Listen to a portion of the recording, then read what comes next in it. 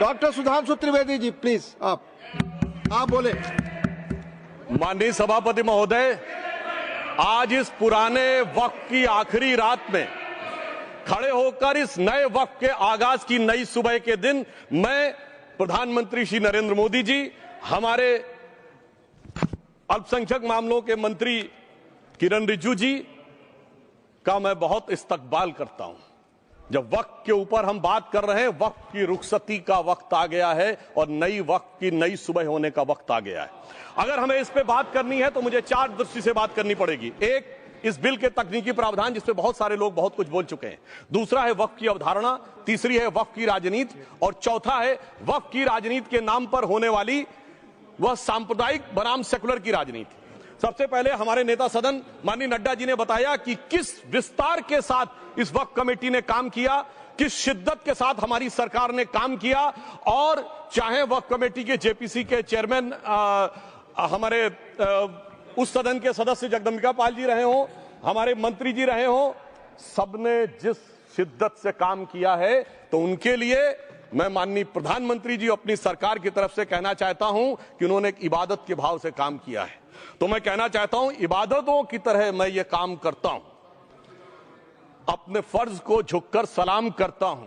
फिर भी आप खिलाफत कर रहे हैं तो तेरी मुखालफत से निखरती है शख्सियत मेरी। मैं सियासी दुश्मनों का भी बहुत एहतराम करता हूं। तो इस एहतराम के साथ मैं अब आगे का बयान शुरू करता हूं और मैं ये बताना चाहता हूं कि एक बड़ी सिंपल सी बात है जो अभी माननीय नड्डा जी ने भी कहा। दुनिया के तमाम मुस्लिम देश बता दिए, इस्लाम की धर्म स्थली सऊदी अरब, सबसे बड़ा मुस्लिम देश इंडोनेशिया, जहां खलीफत रही वहां टर्की, और जहां आईएसआईएस का इलाका वहां इराक और सीरिया, वहां कहीं भी कुछ भी नहीं है ऐसा। फिर भी हमारे यहां क्यों है, कैसा? तो मैं कहना चाहूंगा सभापति महोदय, एक हिंदी में कहावत होती है, नया मुल्ला प्याज ज्यादा खाता है, परंतु यहां तो जो गैर मुल्ला प्याज बहुत खा रहा था और इतना खा रहा था कि आंसू निकल रहे थे गरीब मुसलमान के भी और देश के भी।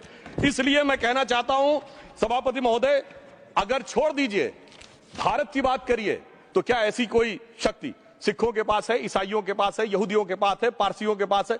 नहीं है। छोड़ दीजिए, इस्लाम के अंदर आइए। अगर इतना भाईचारा है तो ये सुन्नी वक्फ बोर्ड और शिया वक्फ बोर्ड अलग क्यों है मेरे भाई? जमीन पे एक दूसरे पे एतबार नहीं है, सिर्फ सियासत के लिए साथ में आने की बात है। ये भी जरा सोचने की बात है। और जो अकलियतों में भी अकलियत है, आगा खानी है, बाकी है, जो बोहरा है, उनकी तो कोई गिनती नहीं है। हमारी सरकार ने पहली बार मुस्लिम समाज के अंदर भी ईमानदारी से सबको समान प्रतिनिधित्व देते हुए एक नई सुबह के नए वक्त का आगाज किया है। इसके लिए मैं सरकार को बधाई देना चाहता हूं। और सिर्फ ऐसा ही नहीं है, मुस्लिम समाज के अनेक लोग इस प्रकार के नियमों से बहुत प्रभावित हुए और बहुत प्रताड़ित हुए, जिसके अनेक उदाहरण बहुत लोगों ने बताए होंगे। मोहम्मडन एजुकेशन सोसाइटी कोल्हापुर का केस है, ईदगाह मैदान हुबली का केस है, जिसको सुप्रीम कोर्ट ने साफ साफ उसको हुबली धारवाड़ म्युनिसिपल कॉर्पोरेशन को वापस कर दिया। अनीसा अयासा वर्सेस तमिलनाडु वक्फ बोर्ड का केस है, तेलंगाना स्टेट वर्सेस मोहम्मद मुजफ्फर का केस है, हिमाचल प्रदेश वक्फ बोर्ड वर्सेस ख्वाजा खलीलुल्लाह का केस है, और सभापति महोदय ताजमहल पर भी दावा कर दिया गया। अब तो मैं पूछना चाहता हूं, और सुप्रीम कोर्ट ने अपने जजमेंट में कहा कि भाई शाहजहां के जमाने का लिखा फरमान लेके आइए, तब हम मानेंगे कि इस पे कोई दावा है या नहीं। आप सोचिए कि अगर ये वक्त का कानून इसी ढंग से चला होता तो क्या होता। अभी हमारे जॉन ब्रिटास जी और मनोज झा जी ने बहुत सारी बातें बोली थी। एक प्यास की बात बोली थी उन्होंने, उड़ीसा के ग्राहम स्टोन्स का जिक्र किया था, तो उसमें तो कांग्रेस की सरकार सीबीआई की इंक्वायरी नहीं कर पाई थी। मगर जब ताजमहल का उल्लेख आता है सभापति महोदय, तो एक प्यास मुझे याद आ जाती है। जब शाहजहां जेल में था और दूर से उस ताजमहल को देखता था और उसे सिर्फ एक सुराही पानी मिलता था और उसने औरंगजेब से कहा एक सुराही पानी और भिजवा दो, तो जानते उसने मना कर दिया। तो दुखी होकर शाहजहां ने फारसी में लिखा, ए पिसर तू अजब मुसलमानी, जे पिदरे जिंदा आप तरसानी, आफरीन हिंदुआन सदबार, जे देहंद पिदरावा मुर्दा देवम आप। मतलब तू कैसा मुसलमान है जो जिंदा बाप को पानी के लिए तरसा रहा है? तुझसे तो आफरीन 100 बार उन हिंदुओं को है जो पितृपक्ष में मरे हुए बाप को भी पानी देते हैं। और सभापति महोदय, मैं बताना चाहता हूं कि ये हमने ईमानदारी से मुस्लिम समाज के कल्याण के लिए बात की है, क्योंकि एक तरफ खड़ा हुआ है ईमानदार मुसलमान जो शराफत के साथ ईमान को गले से लगाए हुए हैं, और दूसरी तरफ कुछ चंद सरमाएदार हैं जो उस अमानत में खयानत करके शरारत के साथ उसके झंडा बरदार बनना चाहते हैं। तो ये मुकाबला किसके बीच में है? ये शराफत अली और शरारत खान के बीच में मुकाबला है। हमारी सरकार शराफत अली के साथ खड़ी है। हमारी गरीब मुस्लिम के साथ खड़ी है। ये गरीबों गुर्बत वाले गुर्बत अली और सरमाएदार वाले गाजी खान के बीच का इलाका है। मगर मैं कहना चाहता हूं महोदय, एक बात मैं बहुत स्पष्ट रूप से कहना चाहूंगा, इन जरूरतमंद मुसलमानों की लड़ाई के लिए मैं कह सकता हूं कि ये गरीब मुसलमानों के दिल की कसक और कट्टरपंथी वोट के ठेकेदारों के मन की ठसक के बीच में हमारी सरकार ने उस कसक का साथ दिया है, जिसके लिए मैं मानता हूं गरीब और पसमानदा मुसलमान निश्चित रूप से उनका आभारी होगा। हां, मगर जब इसकी बात आती तो भी माननीय खड़गे जी भी बोल रहे थे, माननीय संजय सिंह जी भी बोल रहे थे, मनोज झा जी भी बोल रहे थे कि साहब आपके यहां वो कितने पुजारी हैं और कितने किस वर्ग के पुजारी हैं। तो मैं उनको बताना चाहता हूं, केवल अकेले जूना अखाड़े ने पिछले साल 71 SC ST लोगों को महामंडलेश्वर बनाया। अरे आपको हमारे सदन में बैठे हुए बाल योगी उमेश नाथ जी नहीं दिखते? वैसे तो कहा जाता है जात ना पूछो साधु की, मगर मैं बताना चाहता हूं विश्व हिंदू परिषद के 50,000 से अधिक पुजारी ट्राइबल्स में जो शेड्यूल कास्ट है जो काम कर रहे हैं। मगर मैं हद अदब से पूछना चाहता हूं, बताइए मुल्ला मौलवी मुफ्ती मुकर्रम बारी हाफिज में से कितने पसमंदा हैं? उसमें कितने जुलाहा अंसारी घोसी बताइए मिरासी कितने हैं? बाकी छोड़िए, पसंदला बोर्ड में है क्या? अरे वक्फ बोर्ड में है क्या? इसीलिए मैं कहता हूं खुद मियां फजीहत दूसरों को नसीहत। अगर ईमानदारी से बात करनी है तो उस पर आगे। मगर मैं एक बात और कहना चाहूंगा कि हमारी जो सरकार ने नाम दिया है, इसको उम्मीद नाम दिया है, और ये उम्मीद है किसके लिए? उस ईमानदार मुसलमान के लिए और देश के हर खास आम के लिए ये उम्मीद है। मगर सभापति महोदय, कुछ लोग वो हैं जो उम्मा का ख्वाब पाले हुए थे। उम्मा शायद हमारे बहुत से लोग समझते हो ना समझते हो, पूरी एक एंटायर जो इस्लामिक खलीफत और राज होता है उसको उम्मा कहते हैं। उम्मीद वालों को तो उम्मीद की नई रोशनी दिख रही है, उम्मा वालों की उम्मीद पे पानी फिर रहा है। तो ये उम्मीद और उम्मा के बीच का भी मामला है। परंतु मैं ये भी कहना चाहूंगा सभापति महोदय, इसके बाद सिर्फ ऐसा ही नहीं था, प्रॉपर्टीज के ऊपर, तमाम सरकारी प्रॉपर्टीज पे जिसमें बहुत डिटेल में हमारे साथी लोग गए, मैं डिटेल में नहीं जाना चाहता। भोपाल का विषय है, हैदराबाद का विषय है, मुंबई का है, लखनऊ का है, पटना का है, बहुत प्रकार से है। माननीय लालू प्रसाद यादव जी का विषय जब बताया गया था तो बहुत ज्यादा हमारे मनोज झा जी बोल रहे थे, तो अब मैं उसके डिटेल में नहीं जाना चाहता हूं। सबने वो वीडियो देखा है। बस एक लाइन में उनके लिए कहना चाहूंगा, वो कुछ भी बोल रहे हैं, जिसे कहते हैं बिगड़ी बात बने नहीं, लाख करो किनकोए, रहीमन बिगड़े दूध को मथे न माखन होए। अब जो बोलना था वो बोल चुके, सबके सामने वो आ चुका। अब एक बात और है, दूसरे धर्म स्थलों के बारे में विषय आता है, तो मैं याद दिलाना चाहता हूं केरला के कैथोलिक चर्च ने 31 मार्च 2025 को जो लिखा, सिर्फ उसकी लास्ट की 2 लाइन बोलना चाहता हूं। We request the central government to get the amendment bill passed as early as possible so that the tears of thousands of suffering people in the place like Munambam can be wiped out only by a legal amendment that can provide a permanent solution to their suffering. We urge all the MPs from opposition party to support the bill so that the historic legislation can become unanimous. मगर सभापति महोदय, ये अल्पसंख्यकों की बात करने वाले जब अल्पसंख्यक की बात आती तराजू पे तोलते हैं, किसका वेट ज्यादा है, किसकी धमक ज्यादा है, किसकी खनक ज्यादा है, फिर तय करते हैं कि माइनॉरिटी के साथ आना है, किस माइनॉरिटी के साथ नहीं आना है। और मैं एक और बात कहना चाहता हूं, तमिलनाडु के तिरुचेरी मंदिर की बात आई, यमुनानगर में गुरुद्वारे की बात आई, केरल में क्रिश्चियन कम्युनिटी की जमीन की बात आई। बहुत सारे लोग प्लेसेस ऑफ वर्शिप के एक्ट की बात करते हैं, तो as per places of worship act Tamil Nadu का मंदिर का तो स्टेटस नहीं चेंज हो सकता भाई। 15 अगस्त 47 के बाद किसी प्लेस ऑफ वर्शिप का स्टेटस नहीं चेंज हो सकता, तो वक्फ बोर्ड को क्लेम फॉरफिट कर देना चाहिए, because it is in contrast to the places of worship act. परंतु अब सुनिए, यही गुरुद्वारे के बारे में भी होना चाहिए। मगर सभापति महोदय, चाहे वक्फ बोर्ड का एक्ट हो, चाहे प्लेसेस ऑफ वर्शिप एक्ट हो, एक ही को फायदा होना है, जिसे कहावत में कहते हैं खरबूजा छुरी पर गिरे या छुरी खरबूजे पे गिरे, आखिर में कटना भगवे रंग के खरबूजे को ही होता है। अब मैं यह भी बताना चाहता हूं कि इन संपत्तियों के द्वारा जो कुछ हुआ, उन्होंने इतनी चीजों को लिया है, इतनी चीजों को लिया है। एक पुराना उर्दू का शेर है कि मिटे नामियों के निशान कैसे कैसे, और ये जमीन खा गई आसमां कैसे कैसे। इस जमीन ने कैसे कैसे लोगों को अपने में समा लिया, इसकी तमाम तारीख गवाह है। अगर मैं इसमें बहुत डिटेल में जाऊंगा तो सदन का बहुत सारा वक्त जाएगा, परंतु मैं एक बात ये कहना चाहता हूं कि जब इतना ज्यादा आगे बढ़ गया तो फिर कोर्ट ने आगे इंटरवेंशन करना शुरू किया। मैं डिटेल में नहीं जाना चाहता हूं। अभी कार्तिकेय शर्मा जी ने बहुतों ने बोला सैयद फसल का case versus union of government, Allahabad high court के केस को कहा, मगर Bashir versus state of West Bengal case में उन्होंने बहुत क्लियर कट कहा है कि waqf is not a religious religious denomination in accordance with Article 26 of the Constitution, so the matter relating to the restricting the economic, financial, political and other sectoral activities that may be associated with religious practice under Article 25(2)(a) of the Constitution can be regulated by the state. तो मुझे लगता है अब इसके बाद कोई किंतु परंतु का स्कोप नहीं रह जाना चाहिए।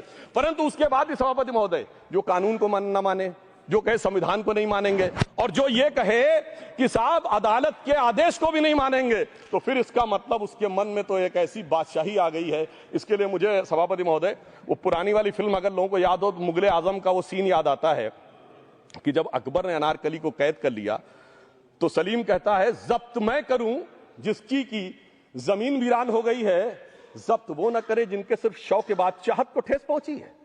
ये जिल्ले इलाही की बादशाही नहीं बल्कि खुदाई है। मैं कहना चाहता हूं जो संविधान को न माने, कानून का न माने, इसका मतलब वो अपनी खुदाई में जी रहा है। तो ये वो लोग हैं। और वैसे मैं सभापति महोदय खुदाई से आजकल बहुत से लोगों को डर लगता है, क्योंकि जहां जहां खुदा है वहां वहां भगवान है, जहां जहां खुदा है वहां वहां भगवान है। बाकी आप सब बहुत बुद्धिमान हैं।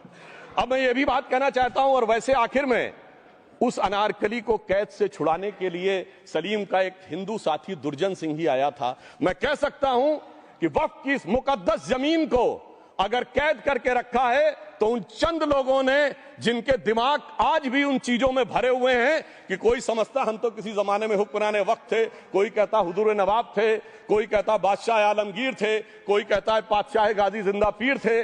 तो नदीमुल हक साहब ने जो बोला था ना, किसी के बाप का हिंदुस्तान थोड़ी है, बिल्कुल मैं कहना चाहता हूं जिन्होंने इस देश के लिए खून बहाया उनके बाप का हिंदुस्तान है, उस गरीब मुस्लिम कारीगर के बाप का हिंदुस्तान है। पर जो ये कहते हैं कि आगरे का लाल किला किसके बाप ने बनवाया, आगरे का किला किसके बाप ने बनवाया, दिल्ली का किला किसके बाप ने बनवाया, हैदराबाद का चार मीनार किसके बाप ने बनवाया, उसके बाप का यह हिंदुस्तान नहीं है। और उसके बाद भी जो आप करना चाहते हैं, अगर इस रास्ते में आप कांटे बिछाना चाहते हैं तो उनके लिए एक लाइन कहना चाहता हूं सभापति महोदय, तेरी तमन्ना है पर हम खार न बोने देंगे, खार कांटों को कहते हैं, तेरी तमन्ना है पर हम खार न बोने देंगे, तुझे हम राह की दीवार न होने देंगे, तू सबको रौंद कर आगे जो निकलना चाहे हम तेरी इतनी भी रफ्तार न होने देंगे। और इसीलिए हमारी सरकार ने इस विषय के ऊपर एक सही और सटीक प्रयोग करने का प्रयास किया है। मैं दूसरी बात यह भी बताना चाहता हूं, हमारे डीएमके के तिरुचि शिवाजी ने अनायास अकारण यह बात बोली थी कि उस समय जब जिन्ना का उल्लेख करते हुए उन्होंने कहा कि पार्टीशन के समय, तो मैं उनके सुलभ संज्ञान के लिए बता देता हूं, 1946 की कॉन्स्टिट्यूएंट असेंबली में मद्रास प्रेसिडेंसी में 30 आउट ऑफ 30 सीट जो थी वो मुस्लिम लीग ने जीती थी विद 95% ऑफ वोट्स, और एक भी मुस्लिम वहां के बाद बाहर नहीं गया।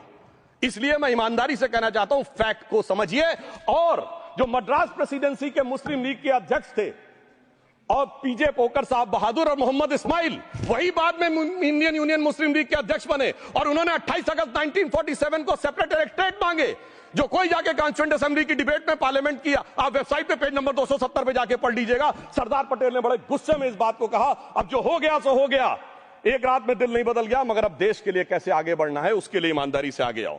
और खैर मैं अंबेडकर जी और पटेल जी के बहुत सारे वो कोट कर सकता हूं, सारी बातों को छोड़िए, मगर अफसोस की बात यह है सर कि अभी मनोज झा जी ने बोला था हम में से कोई शक है, कोई हूण है और ये करिए। अरे भैया जमाने चले गए, अब जेनेटिक सीक्वेंसिंग का जमाना आ गया है। और जेनेटिक सीक्वेंसिंग ने क्या प्रूव किया है, दुनिया के सबसे बड़े मुस्लिम देश इंडोनेशिया के राष्ट्रपति आए थे और राष्ट्रपति भवन में उन्होंने डिनर के दौरान कहा कि few weeks back I got my genetic sequencing done and I was told that I am an Indian GDNA. अरे साहब कहां गुलामी की मानसिकता में पड़े हुए हैं सभापति महोदय।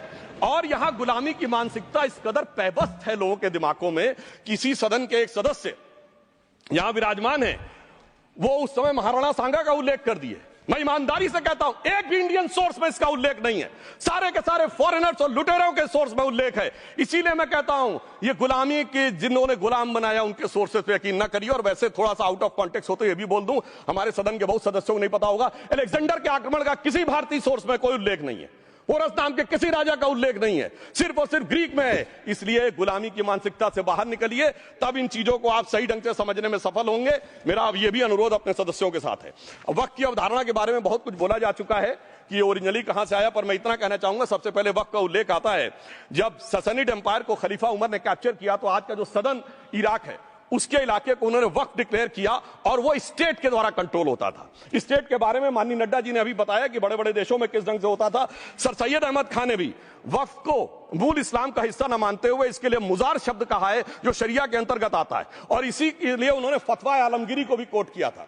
और इसीलिए 1894 की जो प्रिवी काउंसिल का जजमेंट जो आया था वो वक्फ अल औलाद के खिलाफ आया था। मगर सभापति महोदय 1906 में कलकत्ता कांग्रेस अधिवेशन में कांग्रेस ने प्रस्ताव पारित किया कि प्रिवी काउंसिल के जजमेंट में कुछ गलती है, इसे बदलना चाहिए।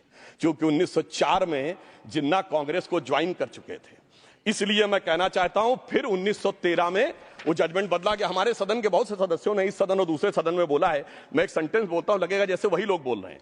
वर्ड ये है, कोट है, since the bill was introduced to administer the Muslim law for Musalman so the question of public policy does not arise. लगता है जैसे हमारे कोई सदस्यों में बोल रहा हूं। सर ये मोहम्मद अली जिन्ना ने अप्रैल 1913 में he used this word while moving the report of the select committee to the imperial legislative council. Sir 1913 से 2013 तक भाषा ही नहीं बदली और आज भी भाषा नहीं बदल रही है, हमें ईमानदारी से। और उस समय यूपी और बंगाल ने उसका विरोध किया था। आज यूपी और बंगाल के लोग किस तरीके से साथ में है वो पूरी तरीके से दिखाई पड़ता है। इसलिए हम ये कहना चाहते हैं, हाँ एक प्रश्न बहुत उठाया जाता है कि केवल मुस्लिम ही वक्फ को क्यों दान दे सकता, ऐसा वक्फ बोर्ड में क्यों संशोधन किया गया। मैं ईमानदारी से कहना चाहता हूं, ऐसा नहीं कि मैं इस्लामिक मामलों का बहुत बड़ा आलिम फाजिल जानकार हूं, मगर इस्लाम में बहुत साफ मान्यता है कि जो गैर मुस्लिम है उसकी इबादत अल्लाह कबूल नहीं कर सकते, उसकी दुआ कबूल नहीं होगी तो दान कैसे कबूल होगा। साहब हम इस्लामिक भावना का सम्मान कर रहे हैं। हमारे अल्पसंख्यक मंत्री गए थे तो वो मदीना में डेफिनेट लेवल तक जा सकते, उसके आगे नहीं जा सकते। अगर इबादत की इजाजत नहीं है तो साहब जायदाद की इजाजत कैसे हो सकती है। मुस्लिम भावना का सम्मान है, और अगर है तो कोई मुल्ला मौलवी मुफ्ती मुकर्रम बारी आज आके बता दे कि कबूल हो सकती है दुआ, तो हम दान भी कबूल करने के लिए तैयार हैं। और तो और छोड़िए साहब, जब आप कहते हैं कि हर चीज हलाल होनी चाहिए, तो साहब हलाल करने की प्रक्रिया नहीं, हलाल करने वाला भी मुस्लिम होना चाहिए, तब वो हलाल होता था। तो मैं पूछना चाहता हूं साहब, काटने के लिए तो हलाल होने के लिए मुस्लिम जरूरी है और बांटने के लिए बगैर मुस्लिम के भी हलाल होगा, ऐसा तो नहीं हो सकता। तो जो हमारी सरकार ने किया है वो मुस्लिम भावना के सम्मान के लिए किया है। और जहां तक मैं कहना चाहूंगा, हिंदू समाज के बारे में बात करते हैं, हमारे यहां कोई प्रॉब्लम नहीं है। हमारे यहां कोई ऐसा नहीं कि हज पे कोई गैर मुस्लिम नहीं जा सकता। हमारे देखिए कुंभ में 50 लाख विदेशी आए थे और किसी से नहीं कहा या कन्वर्ट हो जाओ। इसलिए मैं कहना चाहता हूं, हिंदुइज्म की धारणा और बाकी धारणा का जो तुलना करने का प्रयास करते हैं वो बहुत उचित नहीं है। मगर सभापति महोदय, इस वक्त ने कई अद्भुत नजारे दिखाए। इस्लाम में जो काफिर से ज्यादा मुशरिक और शिर्क को बुरा माना गया, नहीं जो भगवान को माने ही नहीं। यहां देखिए वो लेफ्ट के लोग जो कहते हैं धर्म एक अफीम है, वो आज खुदाई खिदमतगार बन के खड़े हो गए। सोचिए कैसा बदलाव आया है। और सर मुझे एक और चीज नजर आती है, एक पुराना गीत था, वक्त ने किया क्या हसी सितम। तो आज मैं कहना चाहूंगा, वक्त ने किया क्या हसी सितम कि मुस्लिम लीग और शिवसेना मिलके हो गए हम। और मैं कहना चाहता हूं, ये मुस्लिम लीग वो है जिसने सेपरेट इलेक्टोरेट की मांग की थी, और इस शिवसेना के उबाटा के हमारे इस सदन के एक सदस्य हैं। और सर हमारे साथ मुरली जी बैठे हैं, मुरली देवड़ा जी ने मुझे याद दिलाया, उन्होंने मिलिंद देवड़ा जी ने याद दिलाया, उन्होंने कहा एक जमाने में उन्होंने कहा था मुस्लिमों की नागरिकता छीन लेनी चाहिए। इसीलिए मैं कह रहा हूं, वक्त ने किया क्या हसी सितम, ये दोनों मिलके हो गए हम। और सर मैं इसके बाद एक टेक्निकल बात करना चाहता हूं। जब इन्होंने टाइम ड्यूरेशन हटा दिया था और बैक में पीछे जा सकते थे, तो मैं पूछना चाहता हूं सर कि जब ब्रिटिश हुकूमत आई तो उसने तो मुगलों सारी हुकूमत ले ली थी, तो उनका मालिकाना हक कैसे हुआ। सर 1707 के बाद तो इस्लामी हुकूमत दिल्ली से खत्म हो गई थी। एक आखिरी मुगल बादशाह शाह आलम के लिए तो बोला जाता था सल्तनते शाह आलम दे लाल किले ते पालम, यानी आज का IGI एयरपोर्ट। तो साहब उसके बाद ये गुजरात के सूरत से लेकर लखनऊ तक उनका मालिकाना हक निकलने कहां से लगा। अरे भाई जब दिल्ली को कैप्चर किया था अंग्रेजों ने तो सारी जमीन अंग्रेजों की थी। तो जब मैं अपने कांग्रेस के मित्रों से पूछना चाहता हूं, ये जब गवर्नमेंट ऑफ इंडिया एक्ट में पावर डीड ट्रांसफर की थी तो पढ़े नहीं थे क्या, या खोखले कागज पर साइन कर लिए थे, या कागज सही था आप खोखला करने की बात है। मैं पूछना चाहता हूं, जब 250 साल तक वो हुकूमत ही नहीं रही तो उस हुकूमत के फरमान की लेजिटिमेसी कैसे हो सकती है। ये मैं कानून विदों के लिए भी एक फूड फॉर थॉट रखने की बात करता हूं। और दूसरी बात मैं कहना चाहता हूं, ये किन हुकूमतों की बात कर रहे हैं सभापति महोदय। अगर सूरत नगर निगम पे दावा है मुगल के जमाने का और तमिलनाडु के मंदिर पर अरकाट के नवाब का, सभापति महोदय, ये वो हुकूमतें थी जो जजिया लगाती थी, ये वो हुकूमतें थी जो जिम्मी का कॉन्सेप्ट रखती थी, ये वो हुकूमतें थी जो गाजी की बात करती थी। क्या भारत के संविधान में उन हुकूमतों के फरमान को सही मान्यता देना सही है? बिल्कुल गलत है। मैं कहता हूं बाबा साहब अंबेडकर के संविधान में यदि आप ऐसी हुकूमतों के फरमान को रखने की कोशिश करते हैं तो this is fraud on constitution. और हमारी सरकार ने अगर बैकडेट से वो बंद किया है तो उस फ्रॉड को रोकने की पूरी व्यवस्था की है। और यहां पर मैं ये भी कहना चाहता हूं सभापति महोदय, जमींदारी उन्मूलन 1948 में हो गया, मगर ये बाद में जमींदार कैसे क्रिएट हो गए? हमने बचपन में विनोबा भावे, हम लोग के जन्म से बहुत पहले की बात है, विनोबा भावे जी के भूदान आंदोलन की बात सुनी थी, जिसमें जमींदारों से पैसा लेके जमीन लेके गरीबों को दी जाती थी। पर सभापति महोदय, कभी आपने सुना कि गरीबों की जमीन जमींदारों को मिल जाए? वो 2013 के बोर्ड ने वो व्यवस्था कर रखी थी। यानी वो भूदान आंदोलन था गांधी जी के शिष्य विनोबा जी का, तो आज के गांधियों के नेतृत्व में भू हड़प आंदोलन शुरू हो गया।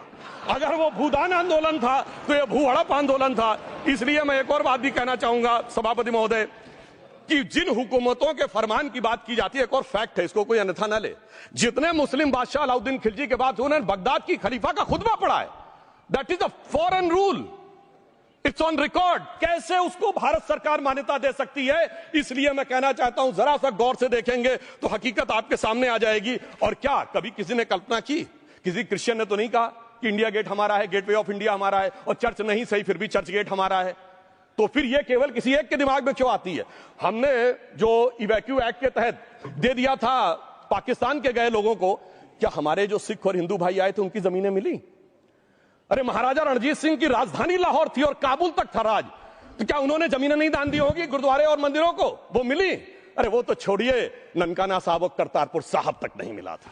इससे दिखाई पड़ता है कि कितनी एक तरफा हम लोगों ने कोई निगोशिएट ही नहीं किया और उसे करने की बात कही थी। इसलिए मैं कह सकता हूं सर, अब हमारी सरकार ने जो संशोधन किए हैं, अब यह मजहबी हुकूमत के फरमान से नहीं, बाबा साहब अंबेडकर के संविधान से चलने वाला है। अब मैं अंत में उस विषय के ऊपर आता हूं जिसे सांप्रदायिक राजनीति बनाम सेकुलर राजनीति इसके ऊपर कहा जाता है। सभापति महोदय, मैं बताना चाहता हूं कि जब आजादी मिली उसके बाद क्या किसी ने डिमांड किया था कि हमें वक्फ बोर्ड चाहिए? नहीं किया था। फिर क्यों 54 में दिया गया? किसी मुस्लिम ने डिमांड किया क्या कि मदरसे चाहिए? फिर क्यों दिया गया? मुस्लिम समाज तो राष्ट्र की मुख्य धारा में आने को तैयार था, इसीलिए यूसुफ खान, दिलीप कुमार के नाम से आने में उन्हें कोई प्रॉब्लम नहीं थी। महजबीन बानो को मीना कुमारी के रूप में आने में प्रॉब्लम नहीं थी। मुमताज बेगम को मधुबाला बन के आने में प्रॉब्लम नहीं थी। हामिद अली को अजीत के रूप में आने प्रॉब्लम नहीं थी। मगर, और मैं यह भी बताना चाहता हूं, मुस्लिम समाज में बहुत बड़ा तबका उस समय इस बात को सोच रहा था, और अभी कपिल सिब्बल साहब बोले, ये उस चीज के वकील नहीं, इन्हें पता होना चाहिए, पता होगा कि सुन्नी सेंट्रल वक्फ बोर्ड राम मंदिर में 1961 में मुद्दई बना है, 12 साल के बाद। क्योंकि के मोहम्मद ने लिखा है कि एक बहुत बड़ा तबका था जो ये मानता था कि हमें इस चक्कर में नहीं पड़ना चाहिए। मगर अफसोस कि वही लेफ्टिस्टों, सेकुलरिस्टों ने उनको समझाकर इस मुकाम तक लाकर खड़ा कर लिया। अब यहां मैं एक और बात कहना चाहूं, खैर छोड़िए उन सरकारों ने बाद में क्या दिया, मगर उसके बाद सुनिए, इंदिरा जी के जमाने में मुस्लिम पर्सनल लॉ बोर्ड आया, तो राजीव जी के जमाने में शाहबानो केस आया, तो नरसिम्हा राव के जमाने में 95 का एक्ट आया, तो मनमोहन सिंह जी के जमाने में 2013 का एक्ट आया, मगर इलाज नहीं निकला। तो इसे एक शेर में कहूंगा कि मरीजे सेकुलर इश्क पर लानत खुदा की, मर्ज बढ़ता गया जो जो दवा की। अब मैं सभापति महोदय एक और बात कहना चाहता हूं, शुरू के 20-25 साल में मुस्लिम समाज के बारे में मैं कहना चाहता हूं। आज जब आजादी मिली तो मुस्लिम समाज के प्रतीक कौन थे? उस्ताद बिस्मिल्लाह खां, उस्ताद फरीदुद्दीन डागर, उस्ताद बड़े गुलाम अली, उस्ताद जाकिर हुसैन, जिनकी अभी कुछ दिन पहले डेथ हुई, बड़े बड़े नगमा निवार, हसरत जयपुरी, मजरूर सुल्तानपुरी, साहिर लुधियानवी, कैफी आजमी, जोश मलियाबादी, जिगर मुरादाबादी। अब सर क्या हो गया? तब मुस्लिम समाज इन अदब के शाहकारों के साथ जोड़ा जाता था। आज मुस्लिम समाज का नेतृत्व किन लोगों के साथ जोड़ता है? इशरत जहां, याकूब मेनन, मुख्तार अंसारी, अतीक अहमद, दाऊद इब्राहिम। कौन जोड़ रहा है ये? तब से सर, जब से ये सेकुलर हो गया देश 1976 से और सेकुलर सियासत शुरू हुई, उसने ले जाकर इनको इस मुकाम तक पहुंचाया। और इस वक्फ बोर्ड के बिल में भी जो बात कही जा रही है सर, मुस्लिम समाज को यह समझाया गया कि तुम्हें बीजेपी वालों को तुमसे बड़ी अदावत है, और कहा गया इनको बड़ी मोहब्बत है। जब यह देश आजाद हुआ, मैं उत्तर प्रदेश का रहने वाला हूं, उत्तर प्रदेश में 1931 की सेंसस में 8% रेट ऑफ डेथ थी और सैयद मुसलमानों में 24% थी। यूपी की ब्यूरोक्रेसी में 20% थे। आज कहां चले गए सब?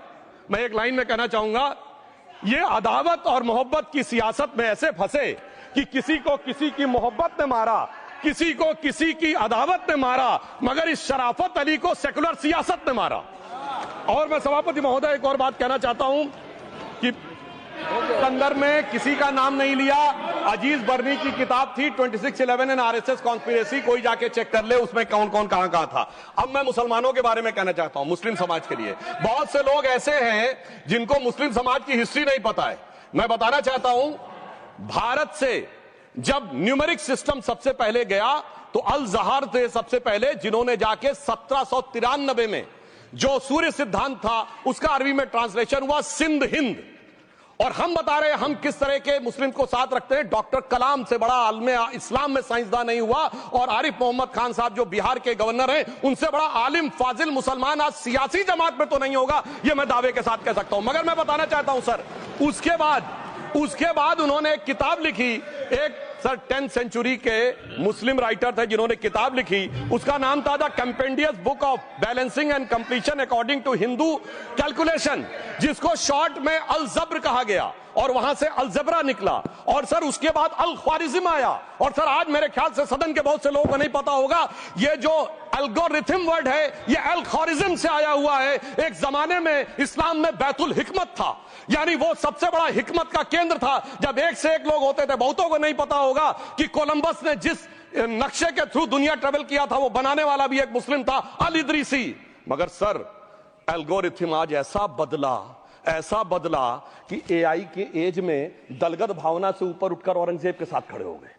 सर ये एल्गोरिथम किसने बदल दिया, ये मैं बताना चाहता हूं। इस पे थोड़ा सोचने की जरूरत है। इसलिए मैं कहता हूं मुस्लिम पॉलिटिक्स की सोच क्या थी, हमने किन मुसलमानों का साथ दिया है, मैं बताना चाहता हूं सर। वीर अब्दुल हमीद की शहादत की 50वीं वर्षगांठ 2015 में हुई।